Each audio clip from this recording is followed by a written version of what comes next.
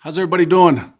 It's good to be with you guys again, man. I appreciate you guys having me. So, just looking forward to Colorado State this week, man. You know, their team is way better than their record shows, man. It's a big physical team with some good experience coming back. They're in their first year of coaching there, but they've done a great job with what they have and bringing in other players to help assist them in their goals moving forward. But offensively, you're looking at a big offensive line up front. Two quarterbacks that they've been using. One's more of a dual threat quarterback with number 7, and then number 12. Even though he's a pocket passer, man, he does a great job with his feet. Elongating plays, and so two dynamic running backs they're using there. The receivers are really good. So again, defensively for us prepping for this week, we got to stop the run.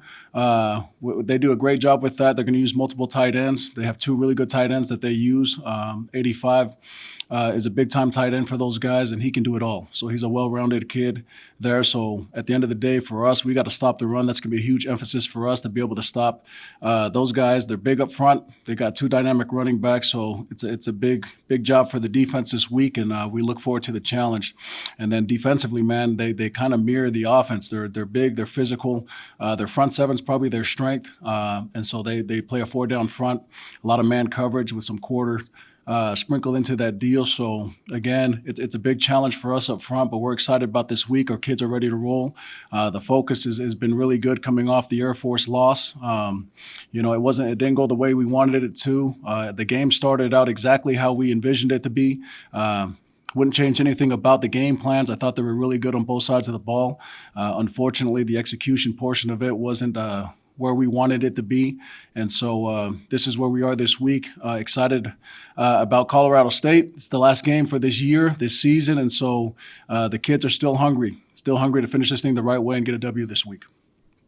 Questions? Coach Maile, Al Lewis, when you evaluate then every week, you talk about the execution out there. Is that just because you are playing new guys, or what do you see that, because you were always trying to coach that up every single week. What do you see with that happen? Yeah, I think it's going to be all the time. You know what I mean? The cleaner the execution gets is when you start seeing more success. And so it's always going to be an emphasis for me wherever I'm at, man, is execution's always going to be where we need to clean things up on all three phases with special teams, offense and defense.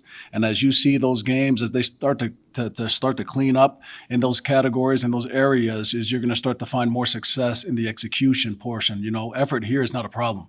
Our kids are tough. They play hard. They love the game of football. And so for us, it's just about cleaning up the little things every week. Coach Maile, sorry, go ahead. Go ahead, Trent. All right, thanks, Jason. Hey, Coach, Trent Wood with Deseret News. You talked about the psyche of this team after that loss, and I'm curious, is it more, I don't want to use the word damaging, but just harder coming off a win that you guys had and then having a loss like that, or losing multiple games in a row? Or are they kind of similar as far as just hitting the psyche of your players? I think, it's funny, man. When I come in the locker room, the win obviously was the way it looked, but you would have no idea if you came in and saw our players and looked in their eyes post-game with the loss. Obviously, everyone's frustrated. It hurts.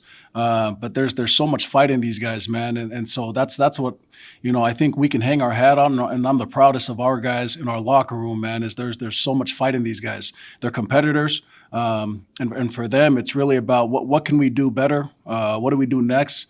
After we evaluate this game, let's flush it and move on to the next one, and let's be better. Everybody all around this week. Hey, Coach Maile, Jason Turner from Herald Journal. Just a two-part question for you. Colorado State has had some pretty massive struggles on special teams this year. So first thing is, how excited are your kids to attack them on special teams, an area you've been really good at this season? And also, what's the likelihood the Aggies get Savon Scarver and Devontae Henry Cole back to help attack those guys? Okay, special teams wise, man, we like I said, man, we got some competitors on this team. So whether a team is good or bad on special teams, I don't think our kids look at it that way. They just look at another opportunity just to pound somebody and get after them. And so we continue to get better on special teams, excited about those guys. So the fact that these guys are maybe struggling at special teams, I don't think our guys see that. They see another opportunity to continue to get better on special teams. And so we got to take advantage of that. Field position is always the key every single week as far as setting up the field position for our defense and our offense. And so because everybody plays a role in that on offense and defense, it's probably the most important of the three phases right now is setting up field position and creating explosive plays on special teams, especially if they're struggling. And then this week, we're going to see where Savon's at. He tested positive last week, and it's really just about getting to that 10-day mark for him and finding out what it looks like and health-wise is he ready to roll, which I anticipate that he's going to play this week. DHC, on the other hand, I think is still down, and so he's going to be a day-to-day question mark, and so we'll evaluate him from every day moving forward.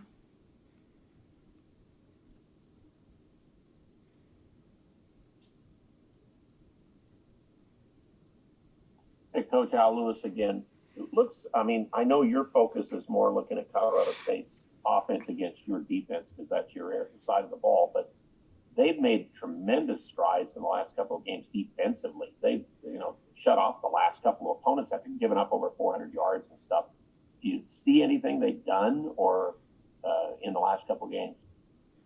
It just looks like they're playing cleaner football as the weeks go on. Again, everyone's going through this battle. They have a lot of experienced guys coming back, so it's a little bit easier, a little bit faster to clean up those things when you're not playing with as young of a team. And so for these guys, as you watch their games game by game, they get better every single week. And, you saw it last week with San Diego State. Unfortunately, San Diego State took advantage of special teams. It scored 2 touchdowns on special teams. And so but hats off to Colorado State, man. They play hard on defense. They're very physical, and their front seven is really stout. And so we got to do a great job of executing and being able to establish the run game and protecting the football this week. Yeah, I see they get 4 sacks a game, I think, average on defense. So pass protection, do they do special stuff there? Are they stunting all the time? What?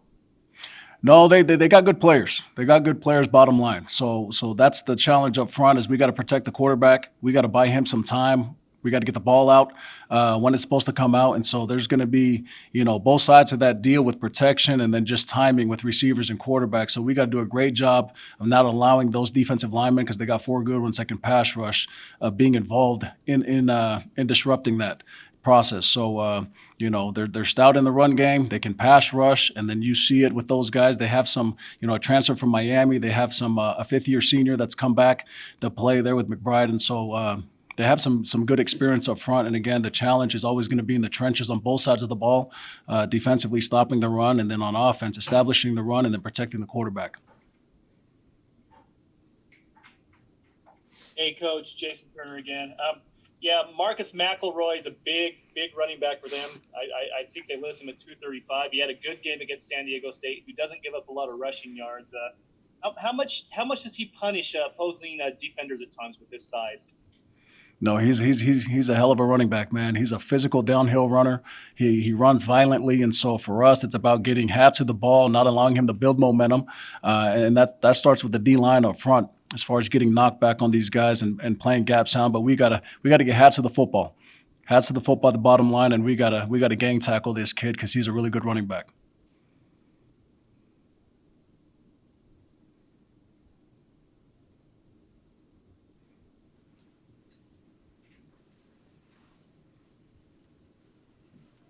Anything else for Coach Maile? I'll ask one more, Frank. Al Lewis again. In any way, do you play this game, since it is the last game, any differently than you play any other game this season? Or do you put guys in or change positions or give other people a chance in their last game of the year to see and put something on film or what?